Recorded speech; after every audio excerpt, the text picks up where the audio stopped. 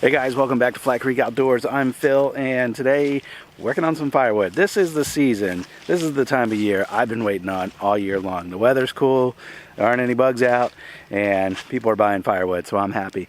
Well, the short story is I've almost moved through all of the seasoned wood that I had ready to go. So I've already started looking for some seasoned wood that I can buy, and I've got a little bit here in the trailer I can show you, but it's actually just gonna have to wait until next year. This load here is all red and white oak, and it actually looks really good. It's just not quite seasoned enough. It's not dry. And I know some guys who sell firewood out there, they're like, you know, hey, it's not my job to season the customer's wood, and they just ship whatever they want, whenever they want. And that's their business model, that's their business. But that's not what I want to do. Customers in my market are ready and able to pay top dollar for wood that is ready to burn right now, and that's what I sell exclusively. So what I bought here was a half cord. I've actually gone all through this kind of manually, piece by piece, fished out all of the smallest pieces because I did test a few small pieces on the moisture meter and they were in the low 20% range, and I was comfortable mixing that in with the wood that I'm selling. But the rest of it, the bigger pieces, I tested numerous pieces that were in the high 20s and a couple pieces that were 30-31% moisture internally. So I just am not comfortable selling that as seasoned wood because it isn't seasoned, and when the moisture content is that high, it's just not going to burn well. So I'm going to let this stuff sit until next year, and that's fine. I'll make money on it next year. Kind of stinks that I had to pay for it now. So you might be wondering, why did I buy this if it was in season? Well, it was actually pouring down rain when I picked it up, and I didn't know it was as wet as it was. It was soaking wet on the outside because it was raining. But when I picked it up, I did the old clap test. I picked up a couple pieces of wood and just hit them together, see what kind of sound they make. And for the most part, it kind of sounds okay. You get a little bit of that hollow sound, but these are actually a couple bigger pieces. These ones don't sound as good as some of the other ones do. All the smaller pieces that I already fished out actually sound completely different because they were drier than these pieces are. Alright, so I'm just going to get this unloaded here. I've actually got a bunch of wood split around here. There's a hickory over there that I did, I don't know, a couple months ago now. Never bothered stacking that. I've got some small cuts over there, and then just past it, more normal size pieces. All of it needs to get stacked eventually. I just haven't bothered with it because frankly it's been too hot, and it's finally cooled off now, so I'm going to get stacking. This whole area down here from this pile that's on the other side of this tree, this whole area down here is going to get filled in with wood to season for next year. This white oak right here is actually not looking too healthy. I think maybe I did some excavation work around here to kind of, you know, just clean up this area, and I think I tore up a lot of its roots, and that tree's not happy about it. So it was starting to show some brown limbs back at the end of the summer, and it's, you know, lost more leaves now at this point than any of the other oaks in the area. So I think this tree is on its way out, but I was planning on cutting it down anyway at some point because I want this area to become the area where I'm seasoning all of my firewood. Just over there by the mulch pile, I've got another cord of wood that somebody just dropped off yesterday. I paid $300 for that cord of wood with the intention of reselling it. Hopefully it's all dry. I bought it all sight unseen, and I told the guy if it's great, I'm going to buy everything that he has. We'll take a look at that wood in a couple minutes. First, I'm going to unload this trailer, do a little bit of stacking. When I get tired of that, we'll go check out that wood.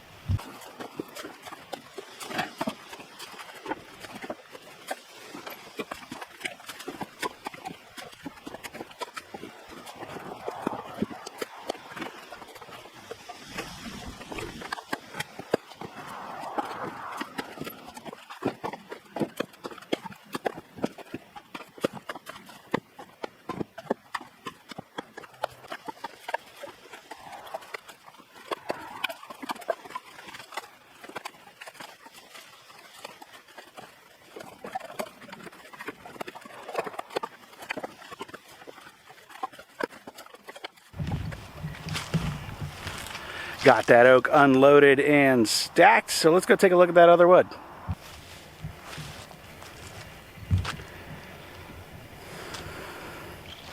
The other pile is right here, and I tell you,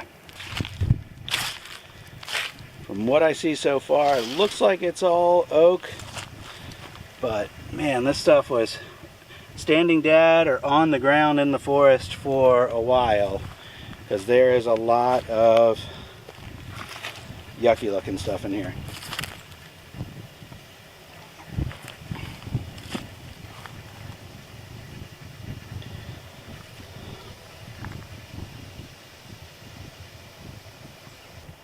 There's some decent looking stuff. This one, for example, has a little bit of yucky on the outside, but it's a big piece of wood. In my world, that's 2 pieces. So this needs to be resplit anyway. So I think what I'm going to do is break the splitter out and go ahead and try to knock all this down into smaller pieces. And while I'm doing that, I'll just shave off those yucky parts on the outside. I just pulled up the wolf ridge. We'll split through some of that, see how it looks. Hopefully we got lots of salvageable wood in there. Obviously some of it looks pretty yucky, but I think we'll have some good stuff.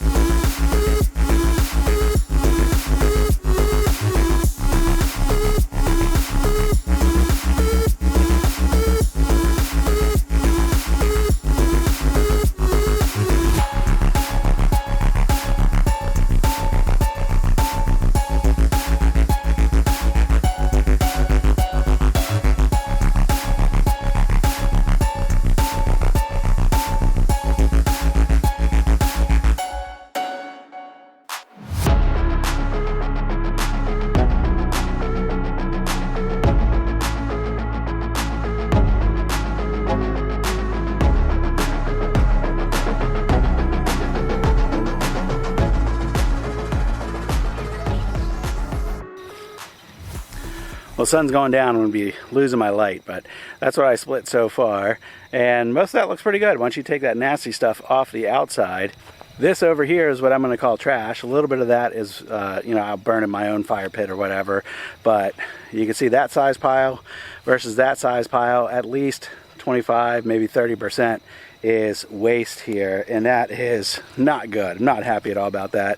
I'm going to call this guy that delivered this wood and see if he wants to make good on it at all. But this is not a $300 cord of wood, in my opinion. I would never ship a customer wood where, you know, the entire outside is rotten like that. This is actually one of the better ones.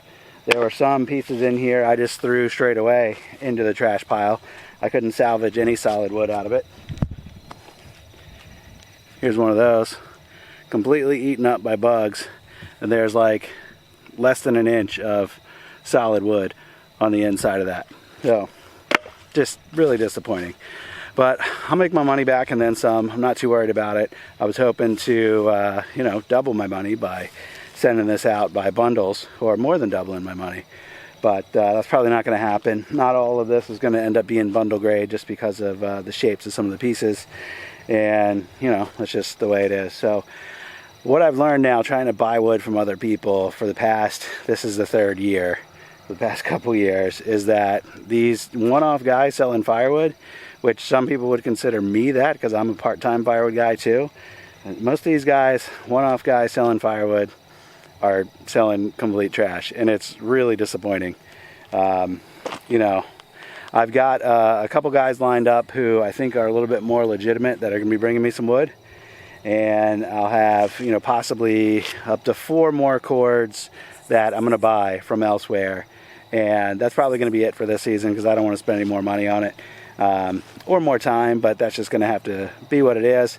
I've got, with 4 more cords, if I can unload most of it by bundles, you know, that could be upwards of, you know, $3,500, $4,000 in revenue. So I'll take it.